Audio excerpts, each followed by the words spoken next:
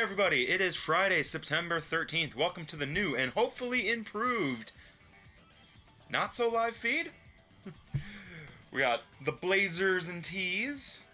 We got the table. We got the good old coffee mug. Gonna sip that Mountain Dew. But let's do what we came to do. Let's start some news. This would be a time to edit. Alright, kicking us off, we got some video game news. Not a lot, but a little bit.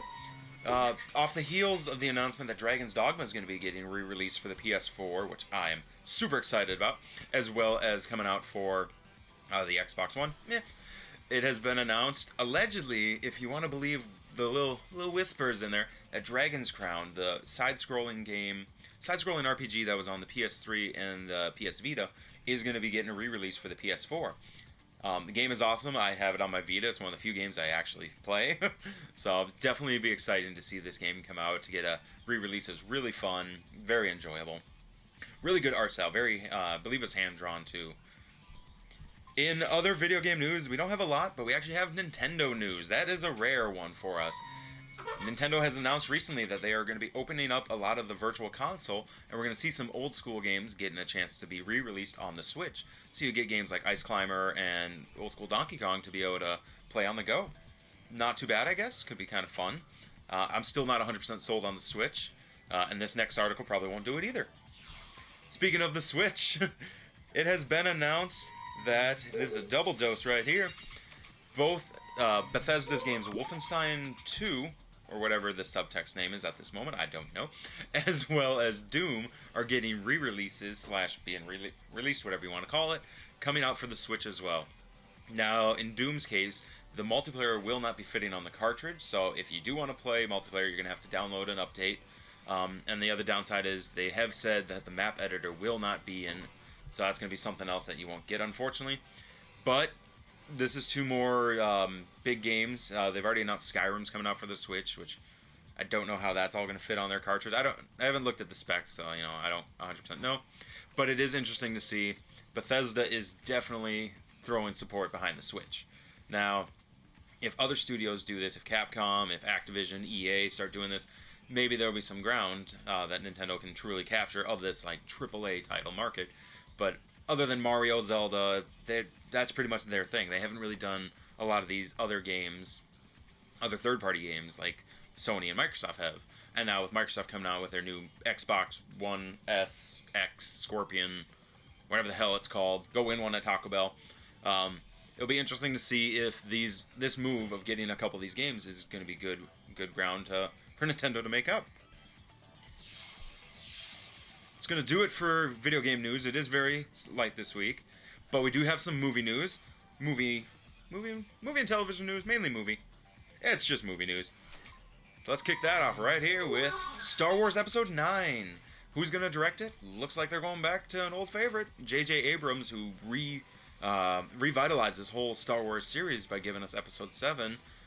And he did amazing things for Star Trek as well, is going to be on, as of right now, to direct Star Wars Episode 9, whatever the subtext name is, Fallen Jedi, Jar Jar Binks' Revenge, whatever you want to call it. I don't actually know if it has a subtext at this name, but we know the new one that's coming out this December is The Last Jedi, so it'll be interesting to see. We do have that one coming out in December, as I said, and between then we're going to get the Han Solo movie, which, yeah, say that 10 times fast. Which we've already said in a past show that it is now being directed and helmed by Ron Howard. So, be interesting to see what they're going to do with that in the Han Solo universe. In other movie news, we have John Wick Chapter 3 has been given a rough release date of May 19th, I believe, but May for sure, as of right now, of 2019. So we won't see it this coming year. But the third and maybe the final chapter in the John Wick trilogy, or however many they're going to keep making, is going to be coming out in 2019 is what I said. 19. Now, if you've seen the first two, the first one is really good. Has a sad scene. Spoiler, a little sad scene about a puppy. But that kind of sparks everything that happens. The second one, not as good. Not bad, just not as good. But it ended with, more spoilers, it ended with the whole, like, hitman assassin universe is now targeting John Wick. He now has a like multi-million-dollar contract on him, and it is now John Wick essentially versus the world. So it could be really good. I'll still see it. The first two, I saw the first two. The first one, as I said, good. Second one, not as good, but still not bad. But it'll be interesting to see what one more in the John Wick universe will do, and they're hammering these out pretty quick, so they're not insanely over the top, like special effects wise. So I can see how that would be pretty easy to do. Finally, in movie news, we got via a Twitter post our first look at Dave Harbour of Stranger Things sheriff fame, donning a Hellboy look. So, we've talked about this, that we're never going to get Hellboy 3. That's not going to happen. But what we are going to get is more or less a reboot. And we're getting not Ron Perlman. I hope he's got some cameo in it somewhere. Hasn't been confirmed. If it does, we'll talk about it here. But we do get the man, Dave Harbour, I'm hoping his first name is Dave, from Stranger Things. He played the sheriff on the show, is going to be donning the red paint and the horns. So that could be... I'm looking forward to it. It's Hellboy, so here's high hopes. Hellboy 1 and 2 were really good, and as I said, we're never going to get that third one, even after all that Pacific Rim bullshit that was talked about. Still haven't seen the first Pacific Rim. Still don't want to see the second one whenever it comes out. Don't care. You teased Hellboy 3, and then you took it away, so I could care less about your film. That's going to do it for movie news, but we have a new segment. That's right. This is the new and improved not so live feed, as we are going to call it for the time being. Unless you can think of a better name. You could call it Bullshit Storm. I don't care. If you got a better name for the new show, by all means, write it down in those comments. But we are now going to debut the Wrestling Count. Welcome to the new segment here. Yeah, I like that little intro. Hopefully it was good. Hopefully editing made it good. We'll find out. But that's right, the Wrestling 3 Count. We're going to talk just a couple little stories about wrestling news because it's something I feel like I've been wanting to do for a while and haven't been able to get around to it. So, we're going to start off with a nice little story about The Miz and his lackluster Intercontinental title. I don't think they know what to do with him.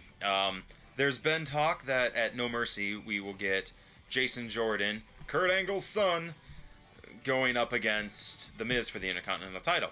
Now, between then and No Mercy, we've already had a battle royale to determine the number one contender for the Intercontinental title. It was Jeff Hardy. Jeff Hardy won. Cool. He had his match the following week. He lost. What was the point of that? That story-wise, there was nothing really built there. It's nothing. All right. Now we have a new little wild card mixed in with this little feud and everything that they're doing with The Miz. We have Enzo Amore coming off of the split from Big Cass, who apparently, according to all research, he did have a legitimate knee injury in that match. It looked kind of and it was weird that they just ended it with him not being able to continue. But allegedly, it was a real injury, and he might be out for a while. So, sucks for him. Maybe when he comes back, he'll beat up little Enzo again.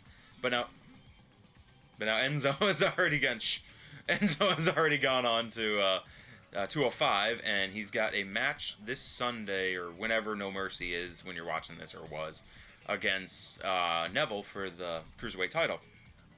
I kind of think it would be really cool / funny if he also got an Intercontinental title match and beat them both. If he got both titles, Intercontinental title and the Cruiserweight title, in the same night.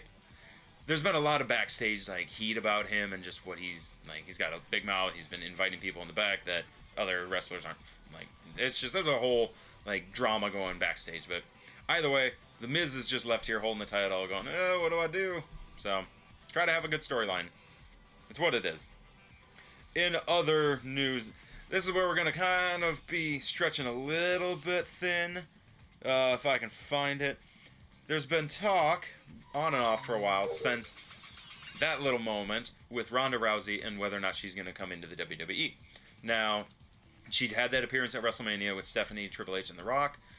She was even at the Mae Young Classic, very recently. She was seen there, but she refused to comment at the time. There's just been speculation here and there, especially after when she had her little UFC comeback that really didn't go so well. It's not the Ronda that we used to know. But whether or not she might make the jump and come into the WWE is still unknown. be interesting to see. For her streak, she was badass. She broke arms, legitimately broke arms. So, but it's also like Brock Lesnar now. When he goes to the UFC, he's just a big gorilla that fights. He has to tone it down, except for that Randy Orton match. It's a whole different story there. So it'll be interesting to see what, if anything, is going to come from this. Definitely something to keep tuning on. And it wouldn't be a proper debut of the Wrestling 3 Count if we didn't talk about CM Punk. Now, excuse the poor photo. I didn't have a good one, and I thought, screw it, I'll just take a picture of the signed photo. As I've mentioned right here, Thor Annual, signed by Mr. Phil Brooks himself, CM Punk. Now, there's been whispers, there's been talks. Allegedly, he's still supposed to have another fight on his UFC contract, at least one more fight. And there's been talk that we might see that sooner than later. His first fight, he did okay. He didn't win, but he didn't completely get his ass kicked in the first minute. So it'll be interesting to see what happens, what comes of it, if he has another fight, if he does good. But there's always the whispers in the background of the WWE, or even Ring of Honor, or anything, if he's going to come back. If he ever. He's pretty much said no. But he's also said no. So, and then there's even more recent news now that as of a couple days ago, when SmackDown had the little Mr. McMahon, Kevin Owens little feud in the ring, that some of the lines McMahon was saying about suing and you sue this, that, has to do little jabs at CM Punk. Unknown if that's true or if there's any credence to that, but it seems like if he came back, people you still hear chants every once in a while for CM Punk. If he came back, he would be loved immediately, even if he's a heel, even if it's a part-timer like The Rock, where he comes back, oh, I'm back for one match, if that, and then he disappears again. But it'll be interesting to see if anything actually ever comes of this. It is all just speculation. It's CM Punk. You never know what he's gonna do, but we can always hope, can't we? Can't we always hope that CM Punk one day will lace up them boots one more time? There's still a few dream matches that could happen. CM Punk, Steve Austin, if he ever wanted to come back for one more match, if he's even able to. Hulk Hogan could come back, maybe, if they got past all that racial stuff. But I'm pretty sure we need some more time for that, But there were talks that even Hogan was going to appear this year, but he didn't. So who knows? It's what it is. It's all speculation news. But hey, like I said, it wouldn't be a proper debut of a little wrestling segment if we didn't talk about CM Punk. That's going to do it for the Wrestling 3 Count. And it's going to do it for this week's episode of the Not So Live feed. If you have any comments, tell me. I'm trying to make this a little bit more polished. So, got a table here. Got our mic that wasn't even there. There's our mic. It wasn't even in frame, but we have a mic here. Now it's in frame. So, got our coffee mug, We're rocking the blazer. What more do you need? But until next week, I'll see you then. I'll see you in the next video.